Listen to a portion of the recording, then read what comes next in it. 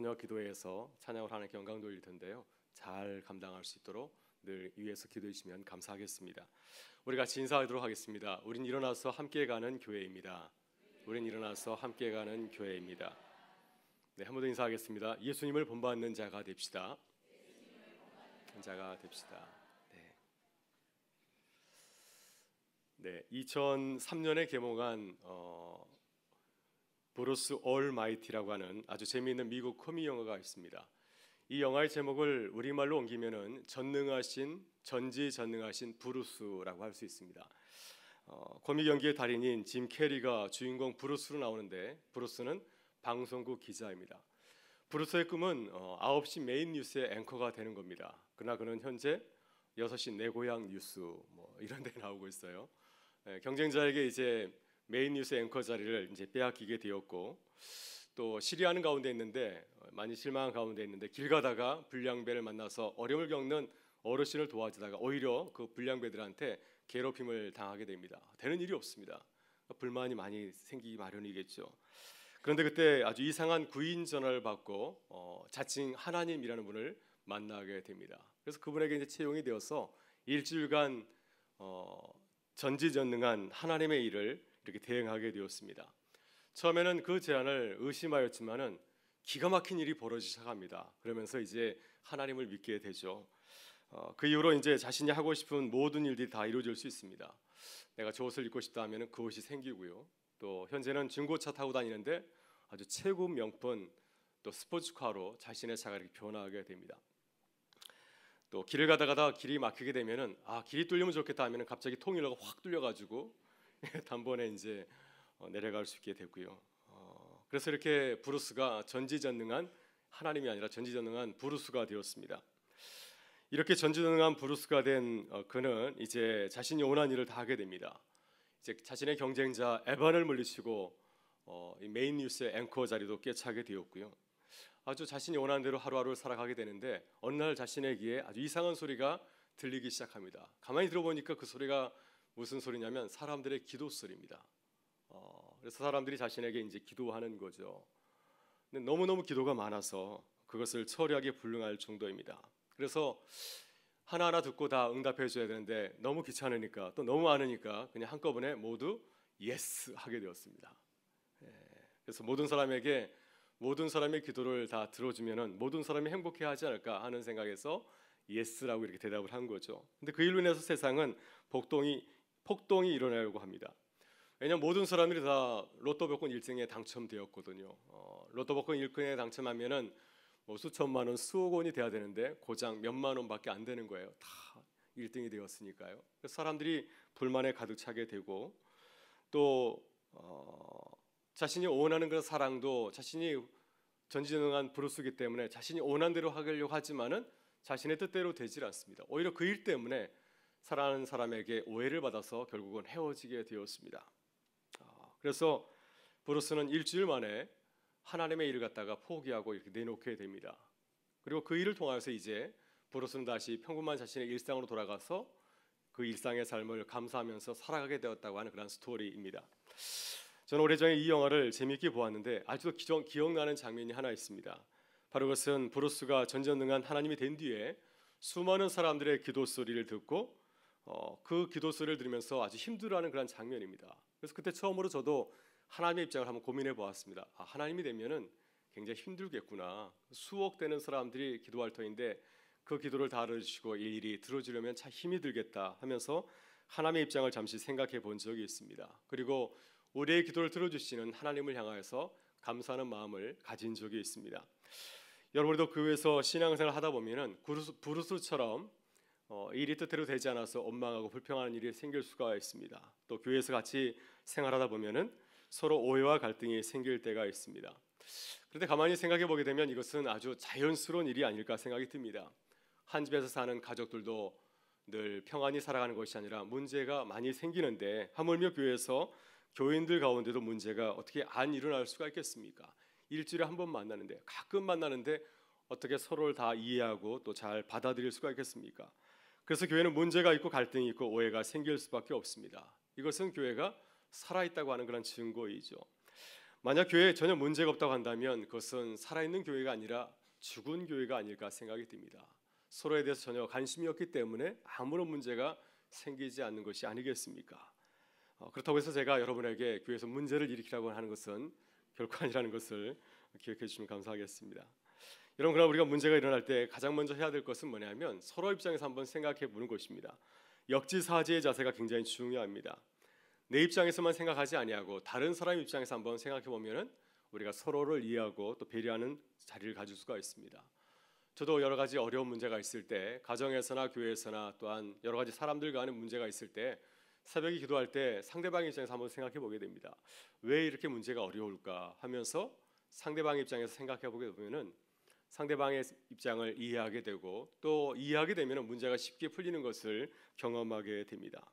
왜냐하면 상대방의 입장에 자리에 앉게 되면은 그 사람의 생각과 나의 생각이 같기 때문에 문제를 쉽게 해결해 갈 수가 있는 거죠. 그분이 어떤 얘기를 하든지 간에 그분의 마음을 내가 알기 때문에 문제를 같이 해결해 갈 수가 있는 것입니다.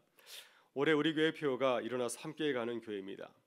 일어나서 함께 가기 위해서는 브루스가 하나님의 입장에 가서 하나님도 참 고충이 많겠구나 하면서 하나님을 이해했던 것처럼 우리가 함께 가기 위해서는 상대방의 입장에서 생각하고 기도하는 그런 여유가 있어야 될 줄 믿습니다. 우리 교회가 이렇게 서로를 바라볼 수 있는 믿음의 여유를 갖고 있을 때 함께 걸어가는 기쁨을 누리게 될 줄 믿습니다. 오늘 본문 말씀은 바울 사도가 고린도 교인들에게 당부하는 권면의 말씀입니다. 고린도 교인들이 그리스도의 일꾼이지만 예수 그리스도를 자랑하지 아니하고 마치 그들이 하나님 나라의 왕이 된 것처럼 떠버리고 자랑하였습니다. 이렇게 자기 자신을 떠버리고 자랑하니 교회의 평안함이 있겠습니까? 교회 여러 문제가 많이 생겼습니다. 그래서 바울은 이 문제를 해결하기 위해서 우리가 지난주에 살펴본 4장 내용을 보게 되면 자신이 지금까지 어떻게 사도의 길을 걸어왔는지를 자신의 모습을 소개하고 있습니다. 또 16절에서 고린도 교인들에게 이렇게 당부하고 있습니다. 그러므로 내가 너희에게 권하노니 너희는 나를 본받는 자가 되라 이렇게 말씀하고 있습니다. 오늘 바울 사도는 우리에게 너희는 나를 본받는 자가 되라 이렇게 말씀합니다. 이 시간 사도 바울이 당부하는 교회와 성도의 모습이 무엇인지를 살펴보면서 우리도 서로에게 나를 본받는 자가 되라 이렇게 말씀할 수 있는 교회와 성도들이 되실 수 있기를 주의 이름으로 축원합니다. 먼저 우리는 사도 바울의 아버지의 마음을 본받아야 됩니다. 사도 바울은 고린도 교회를 향하여서 아버지와 같은 마음을 가지고서 그들을 훈계하고 있습니다. 우리 14절과 15절의 말씀을 같이 한번 읽어보겠습니다. 내가 너희를 부끄럽게 하려고 이것을 쓰는 것이 아니라 오직 너희를 내 사랑하는 자녀같이 권하려 하는 것이라. 그리스도 안에서 1만 스승이 있으되 아버지는 많지 아니하니 그리스도 예수 안에서 내가 복음으로써 너희를 낳았음이라. 아멘. 네, 바울 사도는 자신이 고린도 교회에 편지를 보내는 이유를 이렇게 밝히고 있습니다. 왜냐하면 고린도 교회가 잘못하면은 이렇게 편지를 보내는 사도 바울의 마음을 오해할 수 있기 때문이죠. 그래서 지금 어떤 마음으로 내가 너에게 편지를 보내는지를 이렇게 속마음을 밝히고 있습니다. 바울 사도는 고린도 교회를 나의 사랑하는 자녀같이 대한다고 말씀하고 있습니다. 그래서 지금 아버지의 심정을 가지고서 내가 너에게 편지한다 말하고 있습니다. 왜냐하면 바울은 고린도 교회를 세운 개척자이기 때문이죠. 내가 너희를 주 안에서 낳았다 말하고 있습니다. 그래서 바울은 고린도 교회를 세운 개척자이기 때문에 영적인 관계에서 보게 되면은 고린도 교회는 이 바울 사도의 아들 딸과 같은 자녀와도 같은 이런 존재인 것을 우리가 알 수가 있습니다. 그래서 바울이 고린도 교회를 향해서 편지를 쓰는 목적은 무엇입니까? 지금 고린도 교인들에게 바울이 여러 가지 잘못을 이렇게 꾸짖고 있습니다. 그들의 잘못을 꾸짖는 것은 그들을 부끄럽게 하는 것이 아니라 그들을 수치스럽게 하게 해서 문제를 드러내는 것이 아니라 그들을 바르게 권면하기 위해서 이렇게 편지를 쓴다고 하는 것입니다. 영적인 아버지로서의 바울의 주된 관심이 바로 이것입니다. 그들을 부끄럽게 하는 것이 아니라 그들의 잘못을 이야기해서 그들의 잘못을 시정해서 바른 자녀로 이렇게 세우게 하는 것, 이것이 바울의 주된 관심이라고 하는 것이죠. 그래서 바울은 지금 고린도 교회의 잘못을 용납할 수가 없는 겁니다. 그들이 잘못된 길을 가는 것을 받아들일 수 없기 때문이죠. 고린도 교회가 바울이 세운 교회라고 아니라고 한다면 바울은 아무 말도 하지 않았을 것입니다. 그러나 고린도 교회는 바울에게 있어서는 자신의 분신과도 같은 교회입니다. 자신이 낳은 영적인 교회가 지금 바른 길을 걸어가고 있지 않는데 그러한 교회를 그냥 내버려둘 영적인 아버지가 어디 있겠습니까? 만약 고린도 교회를 그냥 내버려 두게 된다면 고린도 교회는 주님과는 상관이 없는 교회가 되어가지 않겠습니까? 계속 시간이 지날수록 예수 그리스도의 길에서 멀어져가는 교회로 변하고 말 것입니다. 그래서 바울은 지금 그들의 잘못을 지적하고 또 그들의 잘못을 고칠 것을 당부하고 있는 것이죠. 21절을 보게 되면 이렇게 말씀합니다. 내가 너희를 향해서 갈 때 매를 가지고 갈까? 회초리를 들고 갈까? 이렇게 말씀하는데 바울은 지금 고린도 교회를 향하여서 사랑의 매를 가지고서 다가가고 있습니다. 왜냐하면 내 안에 아버지의 마음을 갖고 있기 때문에 사랑의 매를 가지고서 그들을 향하여서 편지도 쓰고 또 그들을 향하여서 여행을 계획하고 있는 것이죠. 여러분, 이렇게 바울은 고린도 교회와 자신의 관계를 말하면서 자신을 아버지로 소개하였습니다. 15절을 보게 되면 당시 교회 지도자들의 모델을 크게 두 가지로 소개하고 있습니다. 하나는 스승이고 또 하나는 아버지입니다. 여러분, 스승은 헬라 세계에서 아주 일반적인 그런 이미지입니다. 스승을 헬라어로 파이다고고이라고 합니다. 이 파이다고고이는 두 개의 단어로 이루어져 있습니다. 파이스는 아이라고 하는 헬라어고요. 그리고 아고고스는 인도자란 뜻을 담고 있습니다. 인도자는 어디로 데리고 가다라고 하는 아고라고 하는 그 동사에서 파생한 그러한 명사형입니다. 이 말의 뜻은, 문자적인 뜻은 어린아이를 데려다주고 데려오는 사람이란 뜻을 담고 있습니다. 예전에 갈라디아서 3장 24절을 보게 되면은 이 스승을 몽학 선생이라고 이렇게 번역을 하였습니다. 몽학이란 말은 어릴 몽자입니다. 그리고 학생할 때 학자입니다. 그래서 몽학이란 말은 어린 학생을 뜻합니다. 몽학 선생은 뭡니까? 어린 학생을 가르치는 교사라는 뜻을 담고 있습니다. 여러분, 우리나라 조선 시대에는 종이 있었죠. 그래서 가정마다 종이 있었습니다. 종이 하는 일 중에 하나는 뭐냐면 주인 집의 어린 아들을 서당에 데려다주고 서당에 다시 데려오는 일입니다. 주인 집 아이가 어릴 때, 오늘처럼 날씨가 추울 때에는 종이 그 아이를 어떻게 하겠습니까? 안고 아니면 등에 업고 서당에 데려다주고 기다렸다가 이제 서당이 끝나게 되면 그 아이를 다시 집으로 이렇게 데려오는 역할을 하는 것이 바로 이 종의 역할이었습니다. 고대 헬라 세계에서도 노예들이 주인의 아들을 학교에 데려다주고 또 학교가 파면 집으로 데려왔습니다. 근데 시간이 지나면서 노예들 가운데서 아주 고등교육을 받은 노예들이 있었습니다. 그래서 헬라 세계를 보게 되면은 많은 유명한 철학자들이 노예 출신이 참 많이 있습니다. 그래서 아리스토텔레스도 알렉산더 대왕의 가정교사, 몽학 선생이었습니다. 이런 수준 높은 노예들이 가정에서 주인의 아들을 가르쳤죠. 그래서 아주 어린 자녀들에게 기본적인 지식을 가르쳤다 해서 또한 이 스승을 초등교사라고 불리기도 합니다. 그래서 어린 아이들에게 아주 기초적인 학문을 가르쳤다 해서 초등교사라 부르고요. 또 우리말 성경을 보게 되면 갈라디아에 있어서 몽학 선생을 초등교사라고 이렇게 번역해서 옮기는 것을 보게 됩니다. 근데 바울은 지금 본문에서 자신을 스승, 초등교사나 몽학 선생이라 말하지 아니하고 자신을 어떻게 소개하고 있습니까? 나는 너희의 아버지라 이렇게 소개를 하고 있습니다. 왜냐하면 나는 그리스도 예수 안에서 고린도 교회를 낳았기 때문입니다. 지금 자신을 스승이라고 말하지 아니하고 아버지라 말하는 이유는 무엇일까요?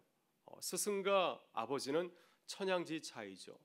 물론 스승도 어느 정도 관심을 가지고 주인집 자녀를 가르치지만은 아버지만 하겠습니까? 바울서가 자신을 향하여서 나는 너희의 아버지라 말하는 건 무엇입니까?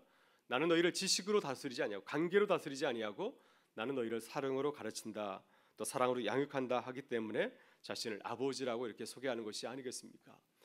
여러분, 예수님도 하나님을 우리에게 소개할 때 아버지로 소개하였습니다. 누가복음 15장에 나온 탕자의 비유를 보게 되면 예수님께서 말씀하시는 아버지의 모습이 나옵니다. 하나님 아버지의 모습이 나옵니다.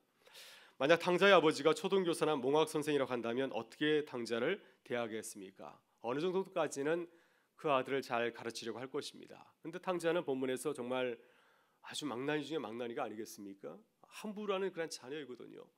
만약 탕자의 아버지가 몽학 선생의 마음을 가지고 있다고 한다면 어느 정도까지는 그 아들을 잘 다스리겠지만은 그 이상이 되게 되면은 그 아들을 포기하고 그냥 버리지 않겠습니까? 탕자의 아버지가 탕자를 포기하지 않는 것은 아버지의 마음을 갖고 있기 때문이죠.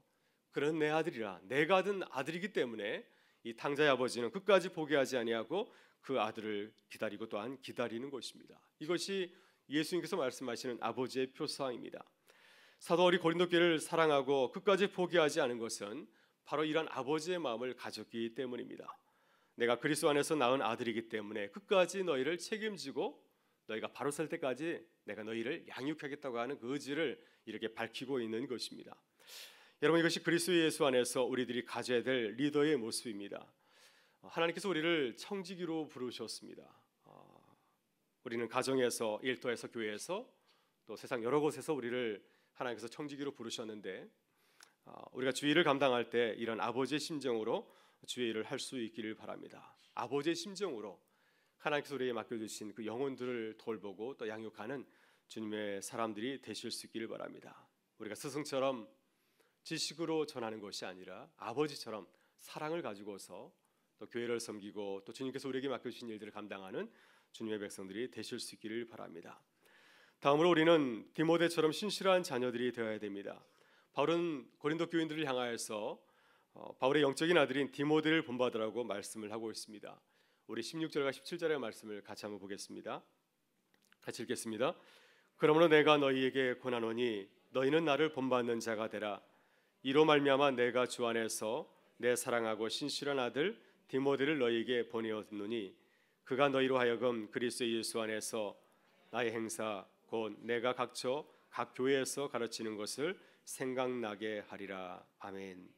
네, 바울은 고린도 교회가 자신의 가르침을 잘 본받고 또 좋은 그리스도인으로 태어나기 위해서 어떻게 하였습니까? 자신의 사랑하는 아들 디모데를 보냈습니다. 디모데는 바울 사도가 고린도 교회를 세울 때 도와줬던 동역자입니다. 바울은 디모데를 고린도 교인들에게 어떻게 소개하고 있습니까? 17절 전반부를 보게 되면 이렇게 소개하고 있습니다. 내가 주 안에서 내 사랑하고 신실한 아들 디모데를 너에게 보내었나니. 내 사랑하고 신실한 아들이라고 디모데를 소개하고 있습니다. 바울 사도가 디모데를 보낸 데에는 다분히 목회적인 의도가 숨겨져 있습니다. 바울에게는 고린도 교회나 디모데나 다 똑같은 자녀이죠. 근데 디모데는 아주 신실한 자녀이지만 그에 비해서 고린도 교회는 어떠한 자녀입니까? 말을 잘 듣지 않는 그런 자녀입니다. 바울 사도가 가르치는 대로 잘 걷지 못하는 불순종하는 그런 자녀의 모습을 이렇게 갖고 있습니다. 그러나 바울은 고린도 교회도 내가 낳은 아들이기 때문에 고린도 교회도 디모데처럼 아주 신실한 자녀가 되기를 원하고 있습니다. 그래서 어떻게 하였습니까? 디모데를 보낸 거죠. 디모데를 보내서 너희가 디모데처럼 아름다운 사람이 되면 좋겠다 하는 의지를 이렇게 밝힌 것입니다. 바울은 고린도 교회가 하나님의 자녀로서 선한 경쟁을 하기를 원하였습니다. 고린도 주변에는 그들의 영적인 눈을 흐리게 하는 거짓 교사들이 참 많이 있습니다. 지식을 잘하는 자들이 참 많이 있었습니다. 헬라의 교사들, 헬라의 철학자들이 참 많이 있었고요. 또 아주 화려한 말을 잘하는 그러한 연설자들이 얼마나 많았는지 모릅니다. 그래서 많은 고린도 교인들이 와 우리도 저들처럼 지식이 풍부하면 참 좋겠다. 저들처럼 말을 참 잘하면 좋겠다. 이런 뜻을 담고 있었는데 바울은 그들에게 그들보다도 디모데처럼 내가 사랑하는 고 신실한 이 디모데처럼 그리스도의 좋은 군사가 되면 좋겠다. 디모데처럼 좋은 그리스도인이 되면 좋겠다는 생각에서 디모데를 그들에게 보내준 것이었습니다. 여러분 우리도 주 안에서 좋은 제자의 보대를 본받을 수 있기를 바랍니다. 여러분 마음속에 어떤 사람이 되기를 원하십니까? 우리를 가만히 보게 되면은 우리 공동체 안에도 디모데처럼 신실한 주님의 사람들이 얼마나 많은지 모릅니다. 성경을 열심히 읽고 말씀대로 살아가려고 애쓰시는 분들이 있고요. 또 열심히 복음을 전하려고 애쓰는 전도자들도 있습니다. 또 하나님께서 내게 주신 그 구역과 순을 잘 섬기려고 애쓰는 그러한 리더들도 있습니다. 또 남들이 모르게 아주 은밀하게 어려운 사람들을 잘 도우시는 그런 귀한 분들도 계십니다. 우리는 우리 주변에서 하나님께서 보내주신 디모데 같은 분들을 바라보면서 또 그들을 우리의 좋은 믿음의 모델로 삼고 또 그들과 영적인 아주 선한 경쟁을 하는 주님의 사람들이 되실 수 있기를 바랍니다. 나아가서 우리 자신이 바울 사도와 디모데처럼 본이 되어야 될 줄 믿습니다. 우리도 바울 사도와 같이 다른 사람을 향하여서 우리 주변에 있는 많은 믿음의 후배들을 향하여서 나를 본받는 자가 되라. 이럴 때는 이렇게 하면 참 좋겠다면서 우리의 삶을 이렇게 적극적으로 소개할 수 있는 하나님의 사람들이 되실 수 있기를 바랍니다. 그래서 우리가 주 안에서 서로를 본받고 또 서로를 격려하고 또 우리의 삶을 이렇게 자신 있게 내놓을 수 있다고 한다면 우리 교회가 주님께서 바라보실 때 아름다운 교회로 거듭날 수 있으리라 믿습니다. 마지막으로 우리는 교만한 자들이 회개하고 돌아오도록 결단을 촉구해야 됩니다. 사도 바울은 고린도 교회를 향하여서 부드럽지만 아주 강하게 그들의 결단을 요구하고 있습니다. 우리 18절부터 21절의 말씀을 마지막으로 읽어보겠습니다. 어떤 이들은 내가 너에게 나아가지 아니할 것 같이 스스로 교만하여 졌으나 주께서 허락하시면 내가 너에게 속히 나아가서 교만한 자들의 말이 아니라 오직 그 능력을 알아보겠으니 하나님의 나라는 말에 있지 아니하고 오직 능력에 있습니다. 너희가 무엇을 원하느냐? 내가 매를 가지고 너에게 나아가랴. 사랑과 온유한 마음으로 나아가랴. 아멘. 네, 사도 바울은 지금 고린도 교회에서 별로 이렇게 지지를 받지 못하고 있습니다. 지금 고린도 교회에서 함께 거하는 것이 아니라 멀리 에베소에서 떨어져서 말씀을 편지를 보내고 있죠. 시간이 지날수록 바울은 고린도 교회에서 영적인 영향력이 점점점 약해져 가고 있습니다. 따라서 고린도 교회 안에서는 바울이 최고냐?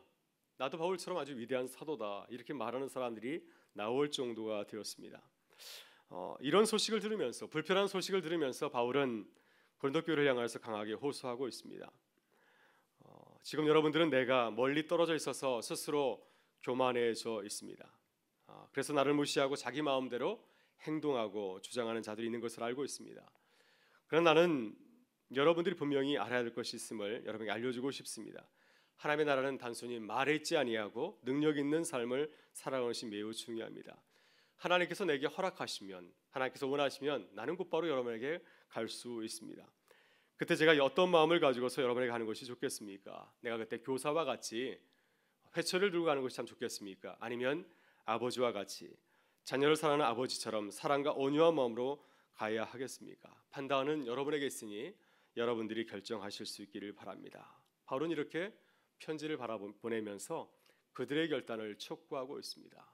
그들의 방심, 또 그들이 하나님 앞에서 잘못 행하는 것을 그냥 용납하지 아니하고 그들이 바로 설 것을 이렇게 강하게 호소하는 것을 보게 됩니다. 바울은 고린도 교회를 향하여서 아버지의 마음을 가졌기 때문에 그들의 잘못에 대해서 용납하지 아니하고 아버지이기 때문에 그들에게 회개를 촉구하였습니다. 여러분, 우리도 바울의 이러한 마음을 배워야 될 줄 믿습니다. 우리는 교사가 아니라 아버지의 마음을 가질 수 있기를 바랍니다. 그래서 우리 주변에 있는 많은 자녀들, 또 우리 교우들이 잘못된 길을 걸어갈 때에는 능력 있는 삶을 살아갈 수 있도록 그들에게 강하게 어필하는 그러한 주님의 사람들이 되실 수 있기를 바랍니다. 여러분, 우리는 교회 안에서 넘어진 자들이 있으면 사랑으로 바라볼 수 있기를 바랍니다. 교회에서 멀어진 자들이 있으면 사랑으로 강하게 권면할 수 있기를 바랍니다. 우리가 때때로 이렇게 상한 사람, 마음이 상한 사람들, 또 넘어진 사람들을 향해서 너무 교사와 같이 나가게 되면은 오히려 큰 상처를 받을 수가 있습니다. 그러나 아버지와 같은 마음을 가지고서 사랑으로 호소하게 되면 그것이 상처가 되지 아니하고 또 하나님의 위로와 치유가 일어나리라 믿습니다. 제가 오래전에 대학부 다닐 때 후배가 하나 있었습니다. 근데 이 친구가 대학에 들어간 다음에 생활이 좀 많이 이렇게 자유스러워졌습니다. 그래서 많은 친구들이 걱정을 많이 했는데 우연히 길에서 만나게 되었습니다. 그래서 길에서 만나서 같이 얘기하는 자리에서 제가 이렇게 얘기했어요. 나는 너가 대학 들어가면 참 잘할 줄 알았는데 너한테 그게 실망했다. 다시 돌아오면 참 좋겠다 하는 말을 하고 지나갔는데 시간이 많이 지난 후에 그 친구가 다시 만나게 되었습니다. 근데 그 친구가 저한테 그런 얘기를 하더라고요. 그때 형이 선배가 그 얘기를 해줬을 때 내가 큰 힘이 되었다고 하는 겁니다. 아무도 자신에게 그런 따끔한 얘기를 해주지 않았는데 형이 그런 얘기를 해줘서 내가 그때 참 많이 도움이 됐다 하는 얘기를 들은 적이 있습니다. 사랑하는 마음으로 권면했기 때문에 그 친구에게 또 그 후배에게 큰 도움이 되지 않았나 하는 생각이 듭니다. 오늘 사도 바울은 새해를 시작하는 우리에게 이렇게 말씀합니다. 그러므로 내가 너희에게 권하노니 너희는 나를 본받는 자가 되라. 새해를 맞이하여서 우리도 이렇게 고백할 수 있기를 바랍니다. 바울은 우리에게 교회와 성도들의 바른 모습을 보여줬습니다. 우리는 세상을 향하여서 이렇게 고백할 수 있기를 바랍니다. 너희는 나를 본받는 자가 되라. 이렇게 고백할 수 있기를 바라고요. 또 우리가 함께 신앙생활하는 서로를 향하여서도 이렇게 고백할 수 있기를 바랍니다. 너희는 나를 본받는 자가 되라. 이 말씀은 우리가 자신을 자랑하고 가시라고 하는 말씀이 아닙니다.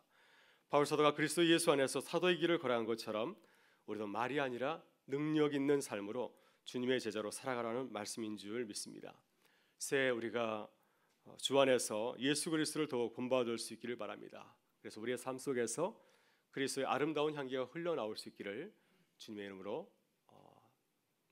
축원합니다. 함께 기도하시겠습니다. 참 좋으신 우리 아버지 하나님,